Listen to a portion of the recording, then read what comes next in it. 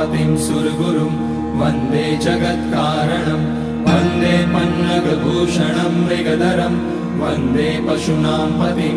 वन्दे सूर्यशशाङ्कवलिनयनं वन्दे मुकुन्दप्रियं वन्दे भक्तजनाश्रयं च वरदं वन्दे शिवं शङ्करम् ॐ मृत्युञ्जयाय रुद्राय नीलकण्ठाय शम्भवे अमृतेशाय शर्वाय महादेवाय ते नमः। नमस्तेऽस्तु भगवन् विश्वेश्वराय महादेवाय त्र्यम्बकाय त्रिपुरान्तकाय त्रिकाग्निकालाय कालाग्निरुद्राय नीलकण्ठाय मृत्युञ्जयाय सर्वेश्वराय सदाशिवाय श्रीमान् महादेवाय नमः। ॐ नमः शम्भवाय च मयोभवाय च नमः शङ्कराय च मयस्कराय च नमः शिवाय च शिवतराय च ॐ